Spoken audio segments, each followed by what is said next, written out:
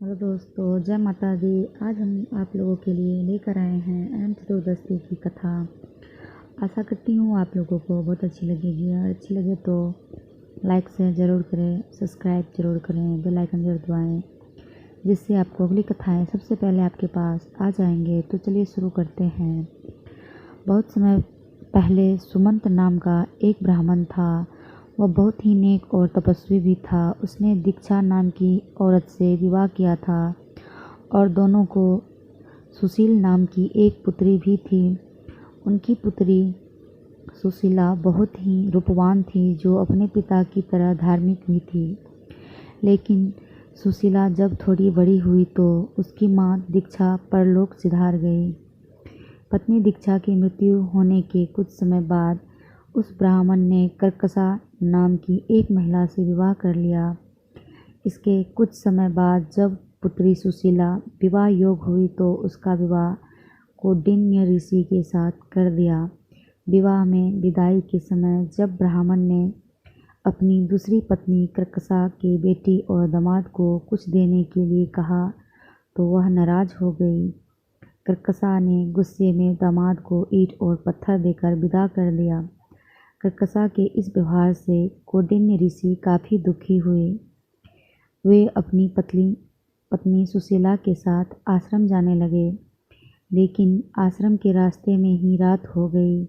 रात होने के कारण दोनों एक नदी के किनारे पर रुक गए।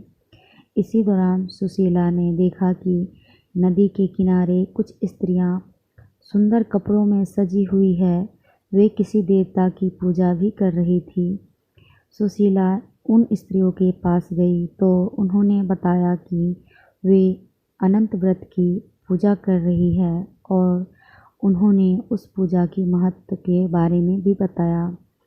उन स्त्रियों की बात सुनकर सुशीला ने भी उसी समय उस व्रत को करने का मन बनाया और 14 गांठों वाला डोरा भी हाथ में बांधकर वापस ऋषि कौंडिन्य के पास चली आई। जब ऋषि कौंडिन्य ने सुशीला से उस डोरे के बारे में पूछा तो सुशीला ने उन्हें सारी बात बता दी। इस पर गुस्सा होते हुए ऋषि कौंडिन्य ने सुशीला के हाथों से उस डोरे को खोलकर तोड़ दिया और उसे आग में जला दिया। उनके ऐसा करने पर भगवान अनंत जी नाराज हो गए। इसकी वजह से ऋषि कौंडिन्य की सारी संपत्ति खत्म हो गई और वह कुछ ही समय में बहुत गरीब हो गए। इससे ऋषि कौंडिन्य बहुत ही दुखी रहने लगे।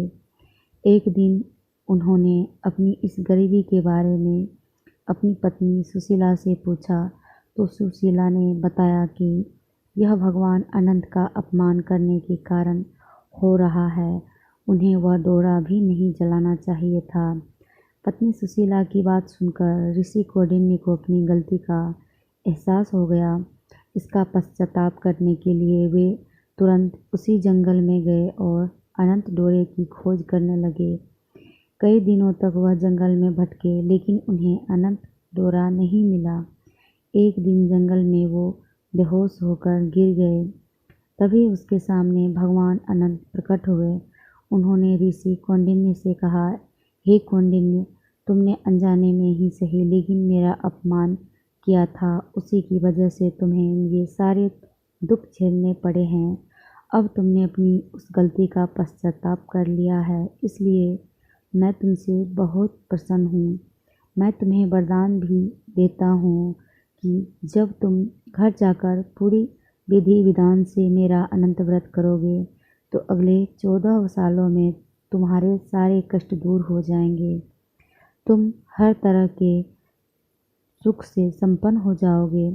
भगवान अनंत की बात सुनकर ऋषि कौंडिन्य घर गए और विधि विधान से अनंत व्रत करते हुए भगवान अनंत की पूजा की।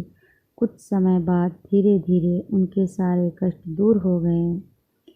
इस कहानी से हमें सीख मिलती है, कभी भी किसी का अपमान नहीं करना चाहिए, खास तौर से धर्म से जुड़ी चीज़ों का। ऐसा करने से बुरे परिणाम हो सकते हैं।